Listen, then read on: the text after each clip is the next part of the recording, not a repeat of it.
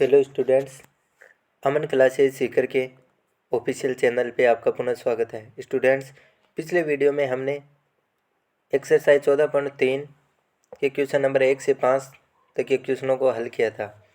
आज हम इस वीडियो में क्वेश्चन नंबर 6 से लेकर क्वेश्चन नंबर 7 दो क्वेश्चनों को हल करेंगे। आपके पास क्वेश्चन नंबर 6 है, एक स्थानीय टेलीफोन निर्देशिका से 100 कुल नाम यानी सरनेम लिए गए और उनमें प्रयुक्त अंग्रेजी वर्णमाला के अक्षरों की संख्या का निम्नलिखित बारंबारता बंटन प्राप्त हुआ। आपके पास अक्षरों की संख्या है वो 1 से 4 है और कुल नामों की संख्या उसके लिए 6 है। अक्षरों की संख्या 4 से 7 है तो कुल नामों की संख्या 30 है।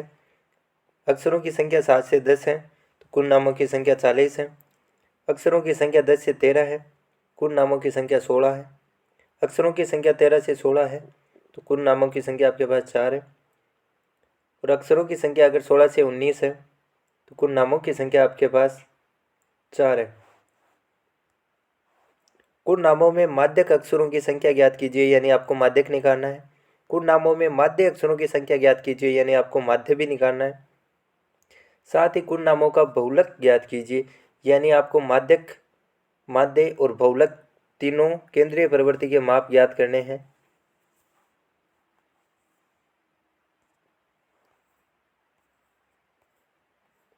तो आपके पास माध्यक निकालने के लिए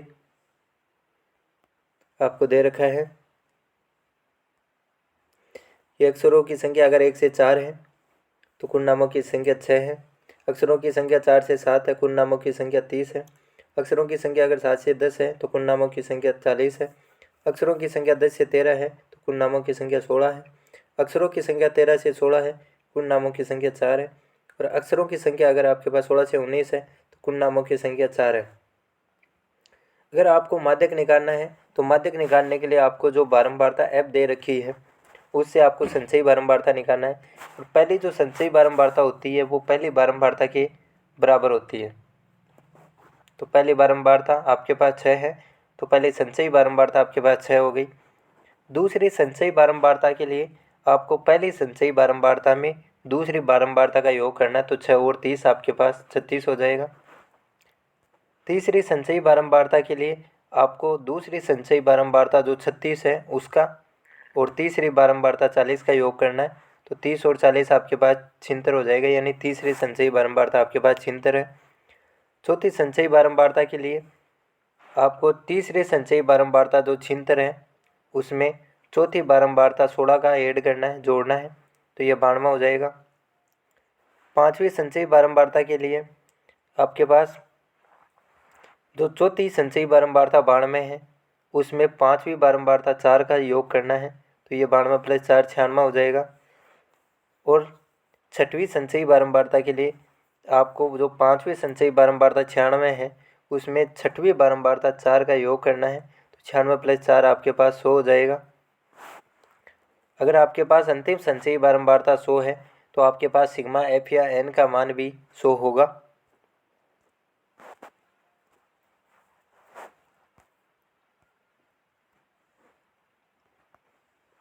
अब आप अगर n/2 निकालते हो तो n/2 आपके पास 100/2 50 हो जाएगा। और 50 से ठीक बड़ी संचयी बारंबारता 76 है जिसके संगत वर्ग अंतराल का मान 7 से 10 है। अगर 76 के संगत वर्ग अंतराल का मान 7 से 10 है तो माध्य वर्ग आपके पास 7 से 10 होगा। और माध्य वर्ग की जो निम्न सीमा है 7, वो आपके लिए l का मान होगी, तो l बराबर 7 हो गया। n/2 आपके पास 50 हो जाएगा। f आपके पास जो माध्यक वर्ग की बारंबारता है वो 40 है। और cf आपके पास जो माध्यक वर्ग की जो संचयी बारंबारता है उससे पहले वाली संचयी बारंबारता 36 है, तो cf आपके पास 36 हो गया। और प्रत्येक वर्ग अंतराल के उच्च सीमा और निम्न सीमा के बीच में 3 का अंतर चल रहा है, तो h बराबर 3 हो गया। यानी आपके पास l बराबर 7 है, n/2 बराबर 50 है, f बराबर 40 है, cf बराबर 36 है और h बराबर 3 है। माध्यक अक्षरों की संख्या निकालनी है यानी माध्यक निकालना है, और माध्यक निकालने का सूत्र होता है L + n/2 - CF बटा F गुणा H। L आपके पास 7 है तो 7 + n/2 आपके पास 50 है, माइनस CF आपके पास 36 है तो 50 - 36 हो गया, बटा F आपके पास 40 है, गुणा H आपके पास 3 है। और जब 50 में से 36 घटाया जाता है तो 14 प्राप्त होता है। तो ये आपके पास 7 + 14 बटा 40 गुणा 3 हो जाएगा। और जब 14 गुणा 3 किया जाएगा तो 14 को 3 से गुणा करने पर आपके पास 42 होगा, 42 बटा 40 हो जाएगा। और जब 42 में 40 का भाग दिया जाता है तो 1.05 प्राप्त होता है। और L आपके पास 7 थी तो जब 7 में 1.05 जोड़ा जाएगा तो 8.05 प्राप्त होगा, यानी माध्यक अक्षरों की जो संख्या होगी वो 8.05 होगी। अब आपको इनका माध्य निकालना है, और माध्य निकालने के लिए इसमें जो संख्यात्मक मान है कुल नामों का वो अधिक है। अधिक होने की वजह से आपको इसे पद विचलन विधि से हल करना है। और चाहे आप किसी भी विधि से माध्य निकाल रहे हो, चाहे आप प्रत्यक्ष विधि से माध्य निकालें, चाहे आप कल्पित माध्य विधि से माध्य निकालें, चाहे आप पद विचलन विधि से माध्य निकालें, तो सबसे पहले आपको मध्यमान निकालना होता है। और मध्यमान निकालने के लिए आपको जो वर्ग अंतराल दे रखा है उसको जोड़ना है, और जोड़ने के बाद में 2 का भाग देना है। अगर आपके पास वर्ग अंतराल 1 से 4 है तो इसका मध्यमान निकालने के लिए आपको निम्न सीमा 1 और उच्च सीमा 4 को जोड़ना है और 2 का भाग देना है। जब 1 + 4 किया जाएगा तो 5 हो जाएगा, और 5/2 आपके पास 2.5 हो जाएगा। यानी अगर आपके पास वर्ग अंतराल या अक्षरों की संख्या 1 से 4 है तो मध्यमान आपके पास 2.5 होगा। अगर अक्षरों की संख्या 4 से 7 है तो मध्यमान 5.5 होगा। अगर अक्षरों की संख्या 7 से 10 है तो मध्यमान 8.5 होगा। अगर अक्षरों की संख्या 10 से 13 है तो मध्यमान 11.5 होगा। अगर अक्षरों की संख्या 13 से 16 है तो मध्यमान 14.5 होगा। और अक्षरों की संख्या अगर 16 से 19 है तो मध्यमान 17.5 होगा। मध्यमान निकालने के बाद में आपको जो भी मध्यमान है उसमें से आपको एक कल्पित माध्य निकालना होता है। और कल्पित माध्य अगर आप देखते हो तो ये जो मध्यमानों की संख्या है वो 6 है, तो आप तीसरा या चौथा जो मान है वो आप कल्पित माध्य मान सकते हैं। तो मान लेते हैं कि जो तीसरा जो आपके पास मध्यमान 8.5 है वो आपके पास कल्पित माध्य है, यानी A बराबर आपके पास या कल्पित माध्य बराबर 8.5 हो गया। अब जब आप पदविचलन विधि से हल करते हैं तो u निकालना होता है, और u बराबर आपके पास x माइनस a बटा h होता है। x आपके पास मध्यमान है, a आपके पास कल्पित माध्य है, और h आपकी जो प्रत्येक वर्ग अंतराल के बीच में जो उच्च सीमा और निम्न सीमा के बीच में अंतर है वो आपके पास h का मान होगा। तो अगर आप 1 से 4 के लिए अगर आप u का मान देखते हो तो आपके पास x है जो मध्यमान है वो 2.5 है, माइनस कल्पित माध्य आपके पास 8.5 है, और h का मान आपके पास प्रत्येक वर्ग अंतराल की उच्च सीमा और निम्न सीमा के बीच में 3 का अंतर चल रहा है तो h बराबर 3 हो गया। तो जब 2.5 में से आपके पास 8.5 घटाया जाएगा तो 6.0 प्राप्त होगा, और 6.0 में जब 3 का भाग दिया जाएगा तो 2.0 प्राप्त होगा, यानी 2 प्राप्त होगा। या आप सीधा सा ये देख सकते हो कि जो आपने कल्पित माध्य माना है उसके लिए आपके पास u का मान होगा वो 0 रहेगा। उससे पूर्व वाले मध्य मानों के लिए u का मान ऋणात्मक चलता जाएगा, -1 -2 ऐसे चलता जाएगा।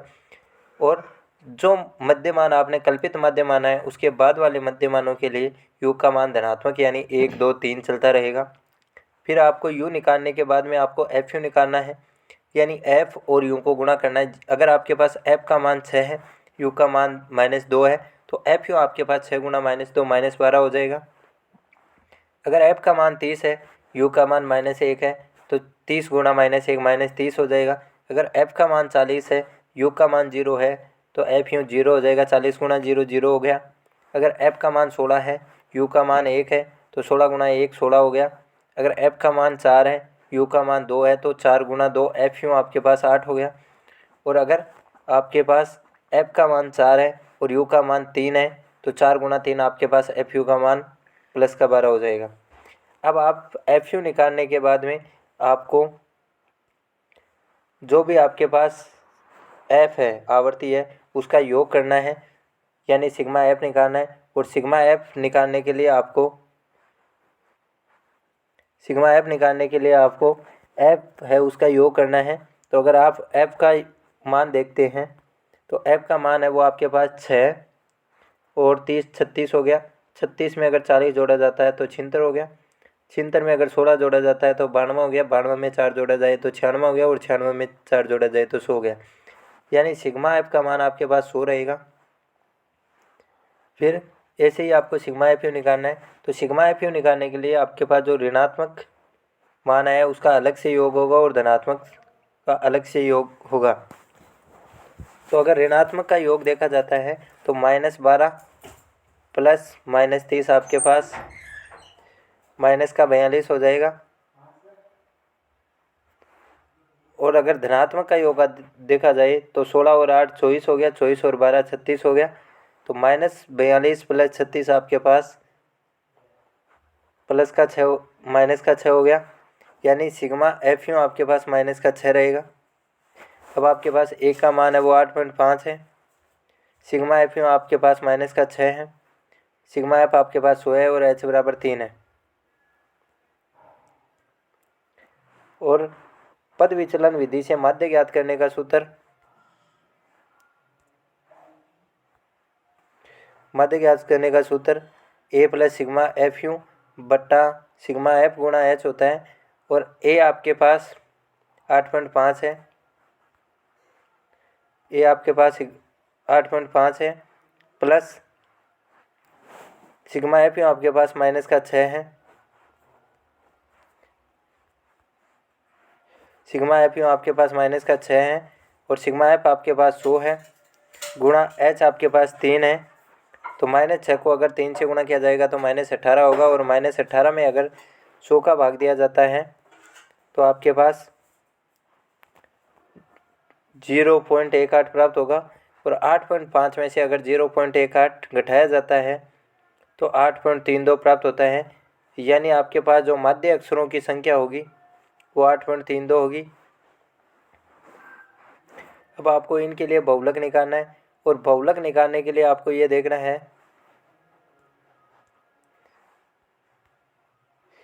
कि जो संख्या नामों की संख्या है वो 1 से 4 है। तब आपके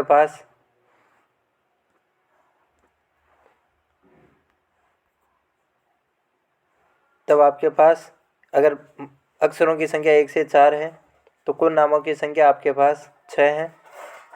अगर अक्षरों की संख्या 4 से 7 है तो कुल नामों की संख्या 30 है। अगर अक्षरों की संख्या आपके पास 7 से 10 है तो आपके पास कुल नामों की संख्या 40 है। अगर अक्षरों की संख्या 10 से 13 है तो कुल नामों की संख्या आपके पास 16 है। अगर अक्षरों की संख्या आपके पास 13 से 16 है तो कुल नामों की संख्या 4 है। अक्षरों की संख्या अगर आपके पास 16 से 19 है तो कुल नामों की संख्या आपके पास, अब सबसे अधिक बारंबारता आपके पास 40 है जिसके संगत वर्ग अंतराल का मान 7 से 10 है। तो L बराबर 7 हो गया। और सबसे अधिक जो बारंबारता है वो आपके पास F1 का मान है तो F1 बराबर 40 हो गया। और उससे पहले वाली जो बारंबारता है वो 30 है तो F0 का मान आपके पास 30 हो गया। और सबसे अधिक बारंबारता के बाद वाली बारंबारता 16 है तो F2 का मान आपके पास 16 हो गया। यानी आपके पास L बराबर 7 हो गया, F0 आपके पास 30 हो गया, F1 आपके पास 40 हो गया, F2 आपके पास 16 हो गया और H बराबर 3 हो गया। अब आपको बहुलक निकालना है और बहुलक निकालने का सूत्र होता है L plus F1 minus F0 बट्टा 2F1 minus F0 minus F2 गुणा H। अगर आप मान रख के हल करते हो तो L का मान है वो 7 हो गया। 7 प्लस F1 आप माइनस F0 आपके पास 40 माइनस 30 हो जाएगा। और 2F1 तो 2 गुणा F1 आपके पास 40 हो गया तो 2 गुणा 40 हो गया, माइनस F0 आपके पास 30 हो गया और F2 आपके पास 16 हो गया और H का मान 3 है। और जब 40 में से 30 घटाया जाएगा तो 10 प्राप्त होगा। और जब 2 को 40 से गुणा किया जाएगा तो 80 होगा। तो ये आपके पास 7 प्लस 10 बट्टा 80 माइनस 30 माइनस 16 हो गया गुणा 3। और जब आप इसमें 10 प्लस 80 माइनस 30 और माइनस का 16 को जोड़ोगे, माइनस 30 और माइनस 16 आपके पास दोनों ऋणात्मक है तो ये जुड़ेंगे और जुड़ने के बाद में 46 हो जाएगा। तो ये आपके पास 7 + 10/80 - 46 गुणा 3 हो गया। और ये 7 + 30 10 गुणा 3 30 हो जाएगा। 30/80 - 46 आपके पास 34 हो गया। और जब आप 30 में 34 का भाग देते हो तो 0.882 प्राप्त होता है। और जब आप साथ में 0.882 जोड़ोगे तो 7.882 प्राप्त होगा। यानी जो आपके पास जो अक्षर थे, अक्षरों की संख्या थी, उसका बहुलक आपके पास 7.882 प्राप्त हुआ है।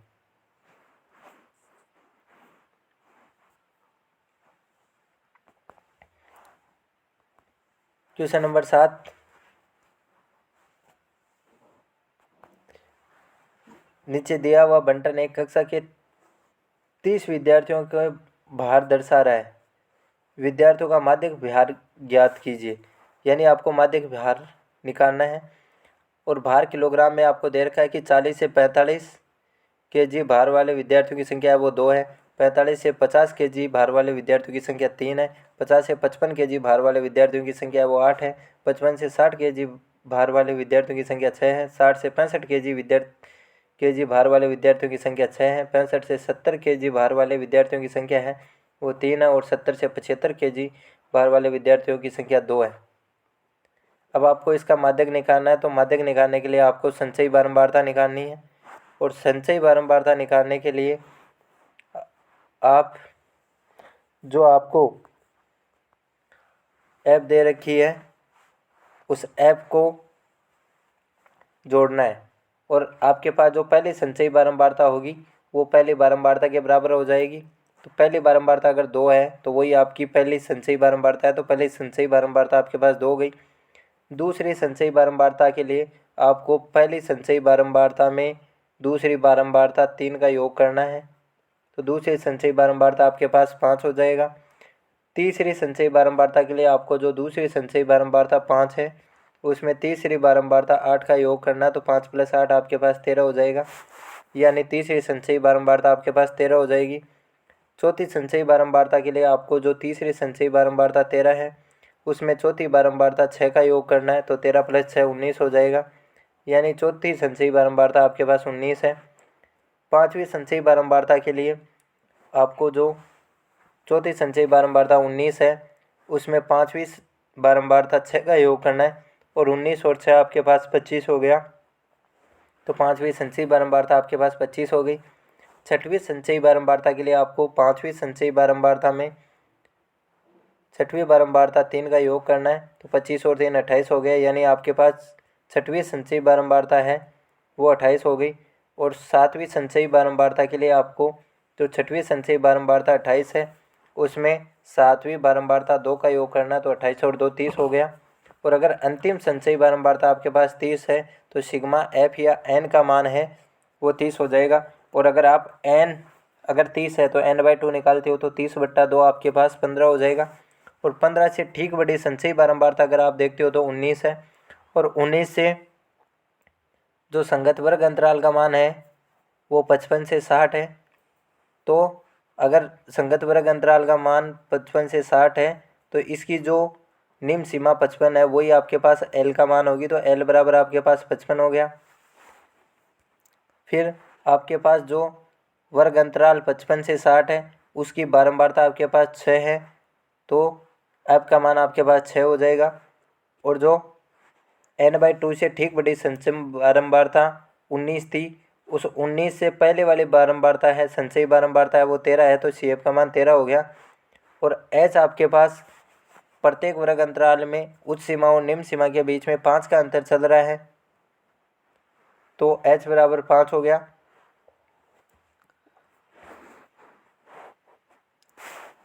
यानी n/2 बराबर आपके पास 30/2 15 हो गया। 15 से ठीक बड़ी संचयी बारंबारता 19 है जिसके संगत वर्ग अंतराल का मान 55 से 60 है। अतः माध्यक वर्ग आपके पास 55 से 60 होगा। और माध्यक वर्ग की जो निम्न सीमा L 55 है वो L का मान होगी। n/2 आपके पास 15 हो गया। CF आपके पास माध्यक वर्ग की जो 19 थी संचयी बारंबारता उससे पूर्व वाली बारंबारता 13 है। तो CF का मान 13 हो गया। और माध्यक वर्ग की बारंबारता 6 है तो F का मान 6 हो गया। और H बराबर आपके पास 5 है। और माध्यक ज्ञात करने का सूत्र L + n/2 - CF/F गुणा H होता है। अगर मान रख के हल करते हो तो L आपके पास 55 है प्लस n/2 आपके पास 15 है माइनस CF आपके पास 13 है, तो n/2 माइनस CF का मान 15 माइनस 13 हो जाएगा, बट्टा F आपके पास 6 है तो बट्टा 6 हो गया, गुणा H आपके पास 5 है तो 5 हो गया। और जब 15 में से 13 घटाया जाता है तो 2 हो गया, तो आपके पास 55 प्लस 2/6 गुणा 5 हो गया, और 2 को जब 5 से गुणा किया जाता है तो 10 हो गया, और 10 में अगर 6 का भाग दिया जाता है तो 1.666 प्राप्त होता है। और जब 55 में 1.666 जोड़ा जाता है तो आपके पास 56.666 प्राप्त होता है, यानी आपके पास जो माध्यक होगा वो 56.666 प्राप्त होगा।